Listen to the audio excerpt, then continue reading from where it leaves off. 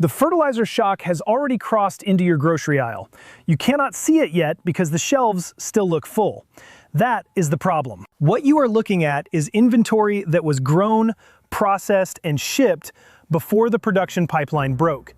The break is upstream, the shelves are downstream, and the gap between those two things is the window you have left before the price on every loaf of bread, every bag of rice, and every can of protein on that shelf gets repriced permanently. Wheat planting hit 43.8 million acres this spring, the lowest level since 1919, 107 years. The International Grains Council projected a 3% decline in global grain output for 2026/27, the first decline in 4 seasons. Urea prices, the benchmark nitrogen fertilizer that determines whether your wheat and corn actually grow, have surged 80% since February. This is the highest level since April 2022. 70% of American farmers told the Farm Bureau they cannot afford full fertilizer loads at current prices. 1/3 of all globally traded nitrogen fertilizer moves through the Strait of Hormuz, a route that has been effectively closed since late February. 7 Iranian urea and ammonia plants went dark. Qatar suspended production after facility damage. China is restricting urea exports until at least August 2026. Nearly 1 million metric tons of fertilizer are physically stranded in the Persian Gulf with nowhere to go. The spring application window is already closed. There is no second chance for this crop. Today I want to walk you through the 3-wave mechanism that connects a fertilizer price shock to the number on your grocery receipt over the next 18 months. Why September is the hard deadline that separates the people who locked in their 2027 grocery budget from the people who paid the Wave 3 premium. And the 6-item stocking list with shelf life math on each item so you know exactly what to buy and why. Here is why the shelves look fine right now and why that is the most dangerous part of this story. U.S. wheat ending stocks are at a 6-year high. The inventory you were walking past was grown before the disruption, planted before the fertilizer prices spiked, harvested before the Gulf contracts fell apart. You are looking at last year's supply. This year's crop is where the problem lives. Rabobank, the global agricultural banking giant, described both nitrogen and phosphate fertilizers as being well into unaffordable territory. A portfolio manager at 91 told CNBC he is a lot more concerned about this crisis than he was when Russia and Ukraine went to war 4 years ago. The wave structure is already moving. Karl Zuloff, professor emeritus at Ohio State University, mapped the cascade. Published a formal recommendation in March telling farmers to reconsider their nitrogen application rates because the math no longer works at current input costs. Wave 1 already hit. Farmers reduced application rates and shifted acres away from fertilizer-intensive crops. Soybeans are up, wheat and corn are down. This wave is already priced into commodity futures. It is not yet priced into your grocery receipt because the retail supply chain runs on a lag. The flour on your shelf right now was milled from wheat grown before the war, before the Hormuz closure, before the price shock. That is the old inventory. When it runs out, the new inventory arrives at the new price. Wave 2 hits in September. Reduced fertilizer application means lower yields per acre, and fewer acres planted means less total production. Australia, the 3rd largest wheat exporter in the world, is on track to lose up to 10 million tons of export wheat this season. Reuters interviewed 18 Australian farmers and found that most are sharply scaling back, switching to barley or canola. Argentina's grain exchange reported farmers planting 7% less wheat and expecting to harvest 37% less. When the harvest data prints in September and October, wholesale commodity prices reprice. That confirmation is Wave 2. Wave 3 arrives between December 2026 and April 2027. Wholesale repricing cascades to retail.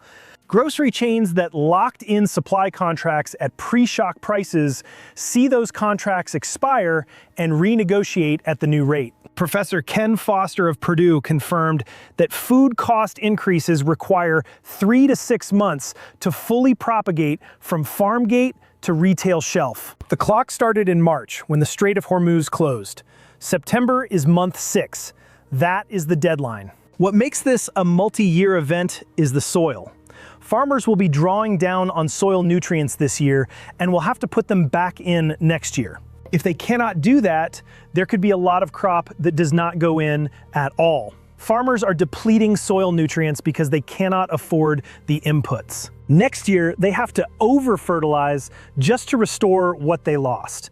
If prices stay elevated, yields are compromised through 2027. It runs through growing seasons until the soil is replenished. You have 3 months of pre-cascade pricing left. Here is the list. Hey, real quick, just to jump in, the best way to take advantage of a real estate downturn or even a recession is actually buying real estate. Buying it low and selling it high, but most people don't understand the cycles. I put together a 4-course package for one insane price. It teaches about real estate cycles, what to do during bear markets in real estate, how to market that property, and how to sell it and make a lot of money. Links down below. It's one big package for one smoking deal. First, flour. Flour is the downstream product that hits your kitchen first. Shelf life 1 to 2 years in pantry, 8 or more vacuum sealed. A family of 4 uses 5 to 10 pounds a month. Stock 60 to 120 pounds. At 50 cents a pound, that is $30 to $60 now. Second, white rice, not brown. White rice stores 25 to 30 years in oxygen absorber storage. Brown rice stores 6 months. It is not a stocking item. When wheat prices spike, demand shifts to rice globally and drives rice prices up with a lag. Rice trade is projected to reach 62 million tons in 2027.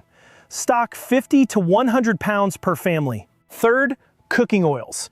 Olive oil 2 years, vegetable oil 1 to 2, coconut oil 2 to 5. Soybean oil sits directly downstream of the same nitrogen shortage. Stock 3 to 5 gallons. Coconut oil for long-term storage, olive oil for near-term use. Fourth, dried beans and lentils. Beans carry the highest protein density per dollar.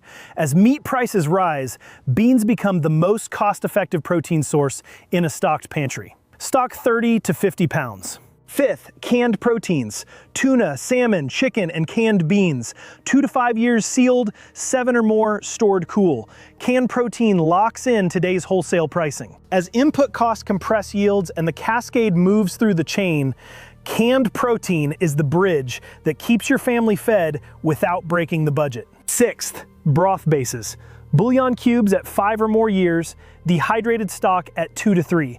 This is the force multiplier for everything else on this list. Broth turns rice, beans, and flour into actual meals. Without it, you are eating bland survival food. With it, you are eating soup, stew, and gravy. Stock 100 or more cubes. Total cost for a family of 4 at current prices, $250 to $400.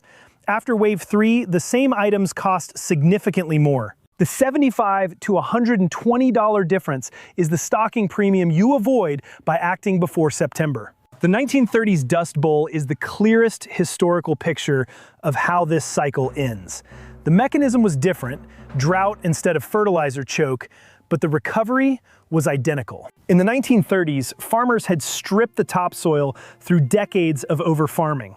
Today, farmers are depleting the soil through under-fertilization. The outcome is the same. Reduced soil nutrients, reduced yields, reduced supply, higher prices, and prices that persist until the soil is restored. In the 1930s, restoration took 5 to 7 years. The families who survived the worst years were the ones who had stocked staples before the worst harvests hit. The ones who had not were standing in federal relief lines. Today, restoration requires fertilizer prices to normalize, which requires the Strait of Hormuz to reopen and China to lift its export restrictions. None have a confirmed timeline. Picture the pantry in March 2027. 6 shelves stocked in May 2026. The grocery bill that did not break the family budget because you moved when the window was open. Now picture the neighbor's pantry, empty, because they waited until October after the harvest data printed, after the wholesale repricing started. Both pantries in the same zip code. Same store, same family size, same grocery list. The only difference is the month they acted. The spring application window already closed. What number on the grocery receipt in March 2027 finally makes it real enough to act? Economic Ninja is out.